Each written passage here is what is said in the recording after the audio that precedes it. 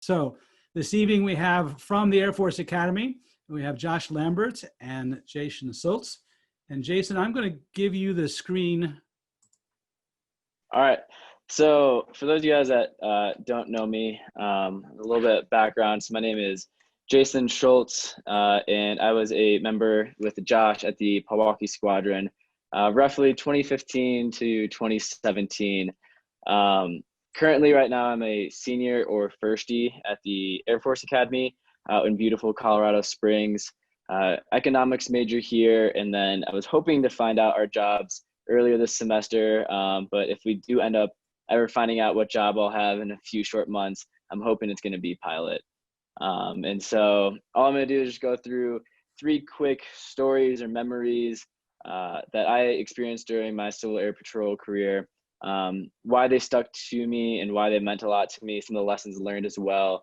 And then I'll open up to any questions, or we can allow Josh to go right after that as well. And then both of us can just open up the floor and have a open discussion or Q&A, whatever works best. So the first thing that I wanted to talk about in general, and it was a blast going through my phone and trying to find all these old photos. Just a blast from the past, a lot of great memories, is the encampments. So I know my first time, so I ended up doing 2 encampments. Both of them were the Illinois Wing Spring Encampment, which is at the Great Lakes Naval Base. And I remember the first time I went there, it was pretty scary, pretty intimidating, because you're in middle school, maybe early high school, or even younger sometimes, and you're going to a naval base for 2 weekends in a row, or I know a lot of encampments are a week long, and it can be kind of intimidating because you don't know anyone around. You're gone from your family, you're kind of put in this like foreign territory, you don't really know what to expect. But my one piece of advice was, it's worth it. So no matter what you do, whether it's your first time, second time, third, fourth, whatever, it's always amazing, and there's always lessons to be learned there. So the best part about it, for me at least, was meeting incredible people there, that some of them are still my lifelong friends. So obviously Josh and I will run into each other in the halls, I would say almost once a week before COVID hit, and now we're all online. So it's a little harder to run into the hallways with him. And then there's a bunch of other people, a handful of other guys that I've reached out to multiple times this year just to check in, see how they're doing, and make sure that they're doing well. So the friends stick with you for a long time. That's gonna be a common theme that you see for all 3 of my stories, is the friendships. And then another bullet that I put down was the unique leadership opportunities. So after you get that first one done, you can go back and be a staff member for the encampments. And it's an incredibly unique experience, just because, like I said earlier, you're so young and you're put into a leadership opportunity that very few other people get to experience. And so you learn a lot about Civil Air Patrol in general, and you also learn a lot about yourself and how you can grow as a leader and fail early when you're young and grow from those failures. So that way, once you have bigger decisions to make in your life, you can go back on these experiences and learn some nice lessons from the encampments. So that was the first memory that I had. And then the second one was, for me personally, Johnson Flight Academy. And I'm curious to see what Josh talks about, because I feel like we might be hitting some of the exact same topics, and it might be like the exact same pictures. But Johnson Flight Academy was awesome. So I believe it was a week-long program at Eastern Illinois University. And the first time, I only went one time, and I was old enough to do the powered flight program. So it was Cessna 172s. But there's also gliders and balloons. So you really get to pick what you want to do with it. And there's a bunch of different opportunities there as well. So we had cadets from around the US fly in to attend this program. And so once again, you got to meet a bunch of different people who all have unique experiences and backgrounds, and you get to learn a lot about them and where they come from, which is amazing. But then on top of that, you are just absolutely engulfed in aviation for a week. And so that was my first real exposure to aviation, which is why it was so special to me.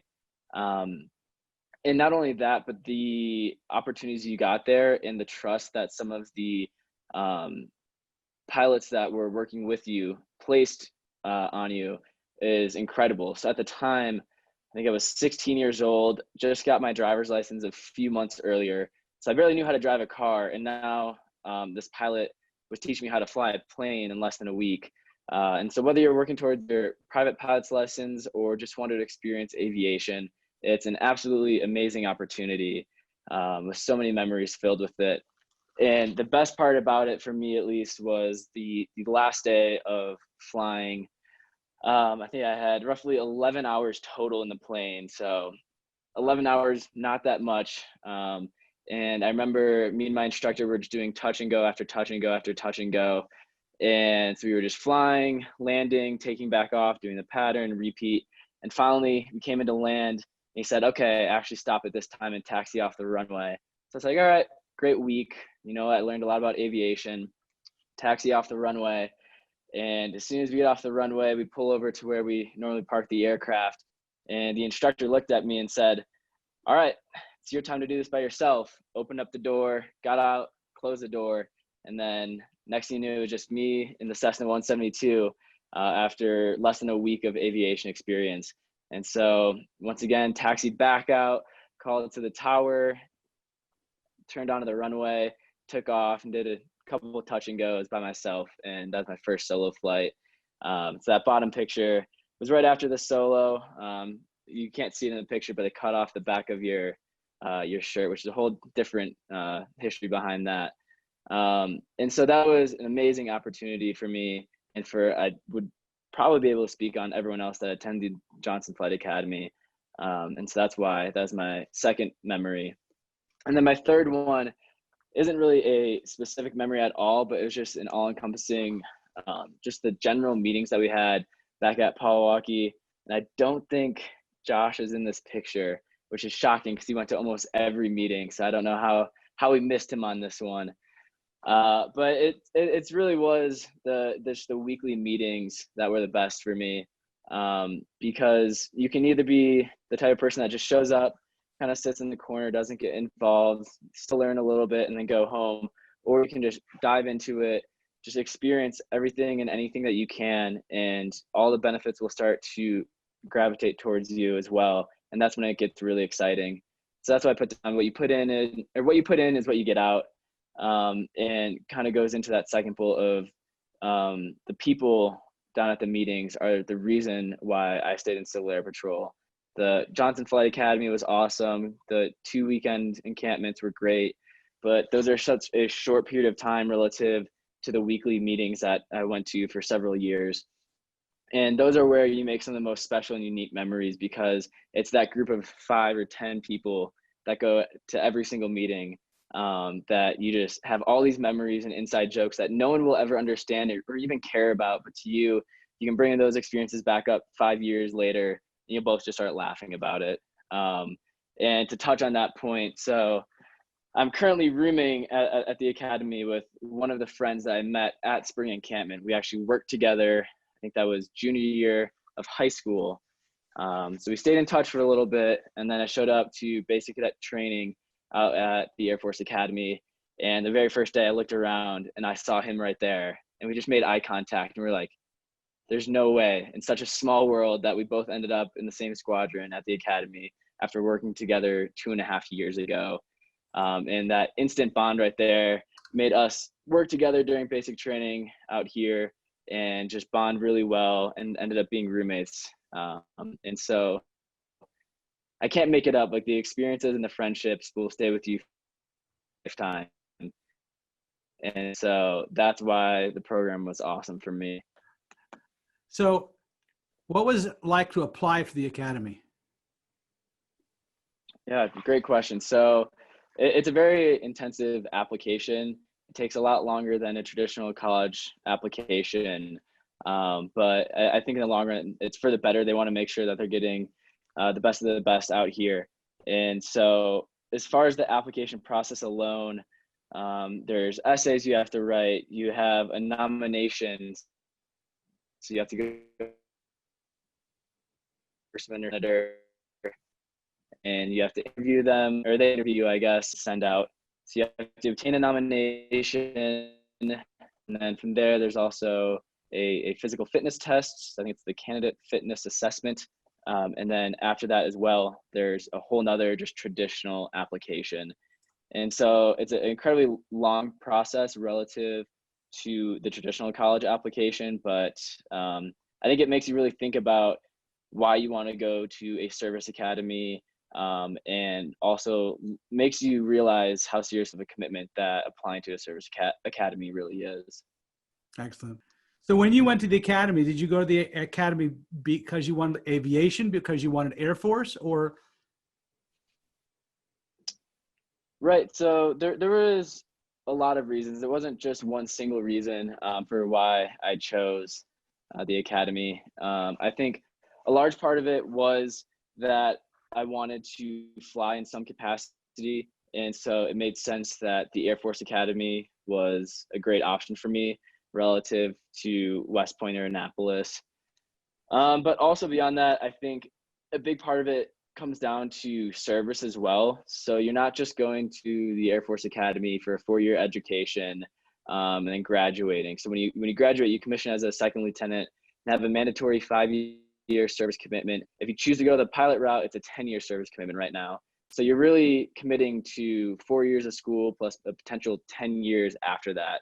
And so one of the reasons that I applied was because that service was very important to me. That's something that my family really ingrained into me as a child, the service, not just in the military, but any type of volunteer service or whatever it may be. And so I knew giving back to my country is something that I wanted to do, whether it was enlisted or the officer route. And so when you combine those two, the Air Force Academy just made sense. So now we'll switch over to the commander that you had, and that will be Josh Lambert. Josh, come on. Hello, sir. How you doing tonight? I am fantastic. And I'm even better to see your face again smiling here. That's great. Thank you, sir. How did you get involved in Civil Air Patrol? Where'd you get your first time in? So I actually heard about the program at a hibachi restaurant where we were sitting with some totally random family I had never met before. And they were telling me about how amazing the program was, how I was just the right age to join. So ended up joining just as I turned 12 years old. They met in our local fire station. And what are some of the experiences you walked away with in your time at the Civil Air Patrol? Well, there are a lot. So I'll start out kind of echoing what Jason was talking about, and that's the friendships. And so I had the amazing opportunity to attend the International Air Cadet Exchange to Australia in 2016, I believe. And that was amazing, getting to work with foreign military cadets from all of their air cadet programs. So everywhere from Canada to Hong Kong, all over Europe. And so that was just a really amazing experience in general. Also to visit the Australian Defence Force Academy to learn about some of our partners that in the future I may have the opportunity to work with. So I'm still friends with many of them, but like Jason said, you never know who you're going to run into. And currently one of the cadets in my squadron here at the Air Force Academy was one of the 2 other cadets from the United States who went to Australia with me. So once again, it is a very small world. You never know who you're going to run into again. And we still like to tell stories and jokes, most of them about the time I accidentally broke a window on an Australian military base. But yeah, so Jason is right. You do make lots of friends that you will keep for a considerable period after you leave the program. So kind of jumping into stories, I thought of a couple different experiences that I had and tried to tie them to some leadership lessons that have helped me here at the Academy. And so the first one has to do with spring encampment. In 2016, I was the cadet commander of the spring encampment. It was my 7th time at the spring encampment, so I was really excited. We had a schedule laid out pretty much down to the minute for every night. Unfortunately, the second night, things got kind of off track, and so we let out of one of the classes late, which meant cadets were not showering and getting to bed on time. So I got pulled into a meeting with the senior encampment leadership, who yelled at me, and they were very upset about how late we were running behind schedule. And so, kind of frustrated, I left the meeting, saw that the cadets were still not in their beds. So I pulled together all of these squadron commanders and I really laid it on them. I mean, I yelled at them. I got really upset. I think Jason was unfortunately one of the recipients of that. So I'm sorry. But, I yelled at them because, it happened to me. I thought this is a military activity. That's what the military is about, is yelling. And kind of reflecting on that experience now, I realized that was definitely not the right course of action. And so when I was getting yelled at, it goes in one ear, goes out the other ear. You throw a couple yes sirs in there to kind of make it seem like you're paying attention, but you really don't get a lot out of it. So I should have taken a moment to collect myself and proposed a solution, because I shouldn't have expected them to get something out of my yelling if I don't get anything out of being yelled at. So kind of the moral of this story is, don't let yelling be your default style of leadership. If you show your subordinates that you care about them, chances are that you won't have to yell, and everyone will have a much more enjoyable time. And once again, I do want to say spring encampment is an amazing opportunity. So if any of you have the chance to go, especially if you have the chance to be involved in the leadership, it is an incredible opportunity. And so another story on a more positive note has to do with Legislative Day in Washington, D.C. So I had the chance to attend Legislative Day twice during my time as a Cap Cadet. Legislative Day is when we send a contingent from Illinois, and all the other states send contingents to Washington, D.C.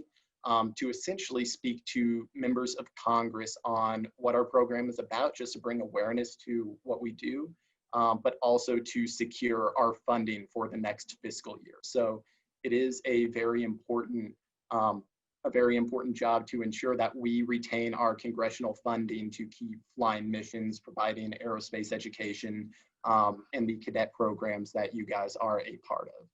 So some of my favorite memories are walking the National Mall, getting to meet the chairman of the Joint Chiefs below the congressional building. So lots of really cool experiences that you won't get anywhere else. Back then, we actually stayed on Joint Base Anacostia Bowling, where the Defense Intelligence Agency is located. So once again, very cool just to be in that military atmosphere, to see what it's all about before joining, just so that way you're a little less clueless when you actually do come in. And so one of the meetings that we went to was with Congressman Mike Bost. He was one of the first meetings. This was my first time in DC doing Legislative Day. And I was expecting just to be someone there in uniform that he could look at to say, look at how great the cadet program is, what it does for our country. But he actually had very little interest in hearing from the senior members. He wanted to hear from the cadets. He wanted to hear all about how our experience in the cadet program was, what we brought to the table. And so he expected us to be just as knowledgeable, if not more, than the senior members who were also in the room. So the lesson here is, don't think that people will think less of you just because you are a cadet. People will look up to you, people will value your input. So always be prepared to kind of represent the organization, and definitely don't downplay the role that you have. Once again, I would really like to promote that program if you ever have the chance to go. It is incredible just to see how our country works. I think that was one of the events that kind of inspired me to become a political science major here at the Air Force Academy.